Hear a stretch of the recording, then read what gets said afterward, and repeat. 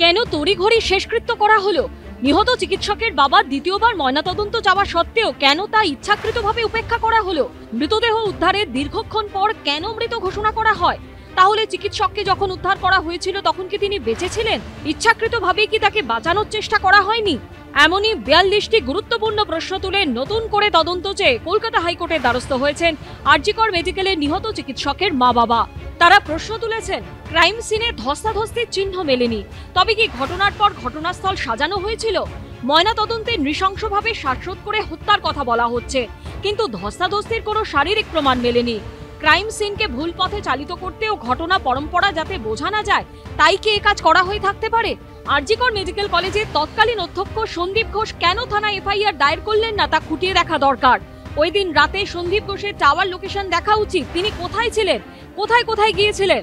CBI 90 দিনে chargesheet দিতে ব্যর্থ হওয়ায় ধর্ষণ খুনের মামলায় জামিন পেয়ে গিয়েছেন সন্দীপ ঘোষ ও টালা থানার প্রাক্তন ওসি অভিজিৎ মণ্ডল। এই প্রেক্ষাপটে চূড়ান্ত হতাশ আরজিকর মেডিকেলের নিহত চিকিৎসকের মা বাবা। নতুন করে তদন্ত চেয়ে কলকাতা হাইকোর্টের দ্বারস্থ হয়েছেন তারা। আমরা চেষ্টা করছি আন্দোলন জোরদার করে বিচার ছিনিয়ে আনা। আমরা কোর্টের কাছে বলেছিলাম, ভালো এজেন্সি, কোর্ট সিবিআই কে ভালো মনে করেছিল বলে দিয়েছিল। এখন সিবিআই ঠিকমতো কাজ করেনি, আবার যদি কিছু অর্ডার বেরোয় তাহলে তাই হবে।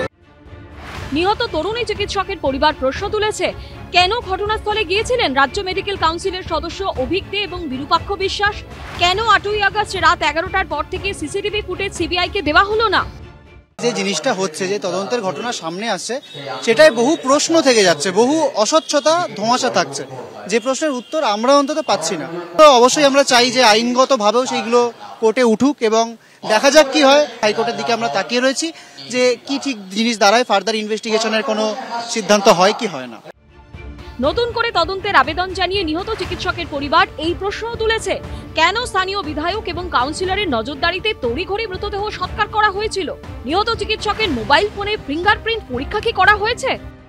তার বাবা মাও এটা বলেছেন যে ইনভেস্টিগেশনে যে যে জিনিসের লক্ষ্য দেওয়ার কথা, একজনকে দেখা হচ্ছে, তার চারপাশে পুলিশ পৌঁছে যাচ্ছে, থ্রেড কালচারের লোকেরা, ডাক্তাররা পৌঁছে যাচ্ছে, কিন্তু সে বেঁচে আছে কি মরে আছে সেটাই বোঝা হচ্ছে না।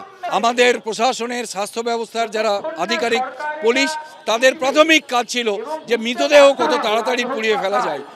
এই সমস্ত ঘটনাই প্রমাণ করে কাউকে না কাউকে আড়াল করার চেষ্টা হচ্ছে।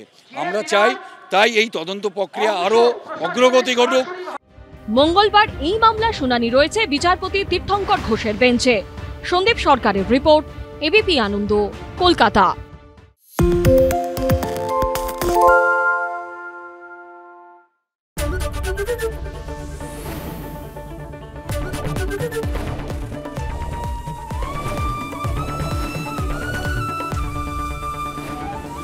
এবিপি আনন্দ, এগিয়ে থাকে, এগিয়ে রাখে। বাংলা ঝামেলা চায় না, বাংলা খবর চায়। বাংলা খবর, বাংলার খবর। সত্য অন্তহীন, সত্যের খোঁজও তাই, সত্য সন্ধানে তাই আমরা অক্লান্ত, অকুতভয়। এবিপি আনন্দ নতুন ভাবনার প্রতীক, যা মনে মুক্ত, তথ্যে যুক্ত এবং যাবতীয় সীমানার বাঁধন থেকে মুক্ত। সীমা না শব্দটির মধ্যে লুকিয়ে আছে মানা শব্দটি, যেন চোখ রাঙানি এক অদৃশ্য বেড়াজাল, যা আটকে রাখে আমাদের এক ছোট্ট গণ্ডির মধ্যে। একমাত্র সঠিক খবরই গড়ে তুলবে এক মুক্ত সমাজ। সেই জগৎ গড়ার লক্ষ্যে কোনো সীমানার ঠুকুটি আমরা মানব না। এবিপি আনন্দ, এগিয়ে থাকে, এগিয়ে রাখে।